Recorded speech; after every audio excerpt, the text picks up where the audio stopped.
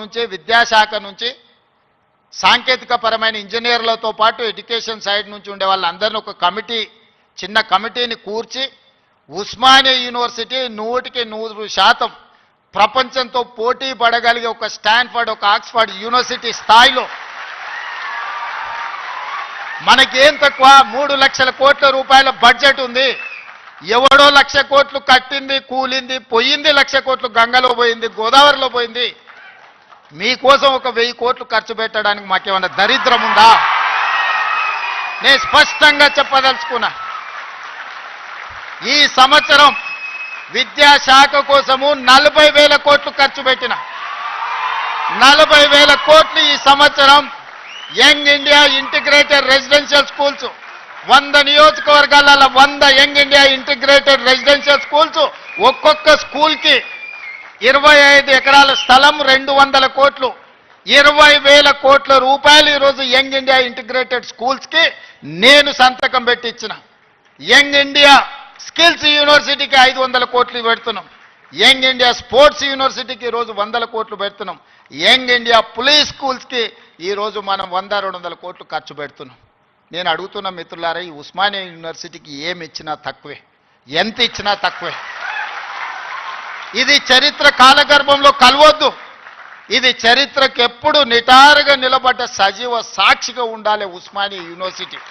ఏం కావాలనో అడగండి, అడగకపోతే మీ పేదరికమే, అడగకపోతే మీదే పేదరికం.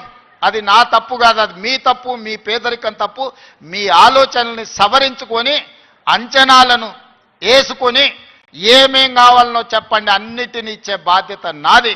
దీన్ని ఒక అద్భుతమైన యూనివర్సిటీగా, ఈ యూనివర్సిటీ లేకపోతే తెలంగాణకు చరిత్రనే లేదు.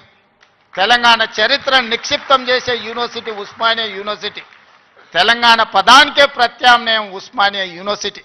అలాంటి తెలంగాణకు ప్రత్యామ్నాయమైన ఉస్మానియా యూనివర్సిటీ, సిద్ధాంతాలకు వేదికైన ఉస్మానియా యూనివర్సిటీ, ఓ గద్దరన్నను ఓ జార్జి రెడ్డిని ఇచ్చిన ఉస్మానియా యూనివర్సిటీ, ఓ జైపాల్ రెడ్డిని ఓ పివి నరసింహారావుని ఇచ్చిన ఉస్మానియా యూనివర్సిటీని తెలంగాణ రాష్ట్ర సాధనలో ముందు భాగాన నిలబడి తెలంగాణ సాధించిన ఉస్మానియా యూనివర్సిటీని ఇలా గాలికి వదిలేయడం బాధ్యతను ఒకసారి ఆలోచన చేయండి.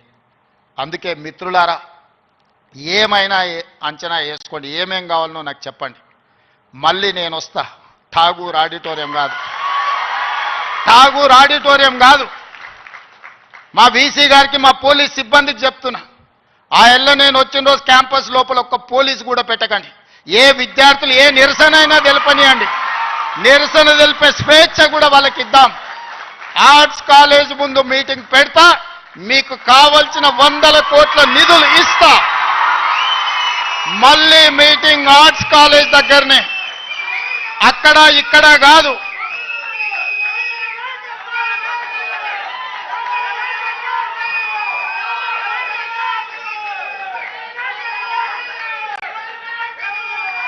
ఆర్ట్స్ కాలేజ్కి వచ్చిన రోజు డీజీపీ గారికి సిటీ కమిషనర్ గారికి నేను ఆదేశాలు ఇస్తున్నా, ఒక్క పోలీసు కూడా క్యాంపస్ లోపల ఉండొద్దు, నేను వస్తా. ఎవరు వీళ్ళు?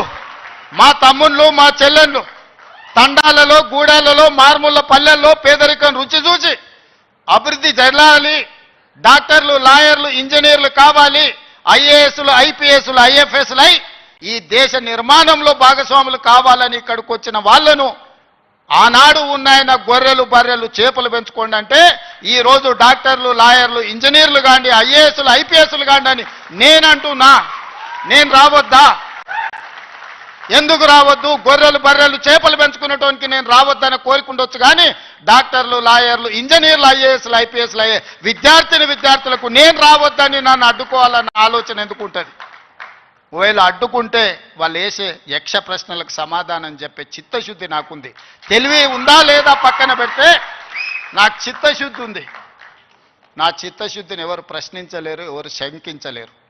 అందుకే మీరు అంచనాలు పెంచండి, అంచనాలు వేయండి, అన్ని వివరాలు సేకరించండి.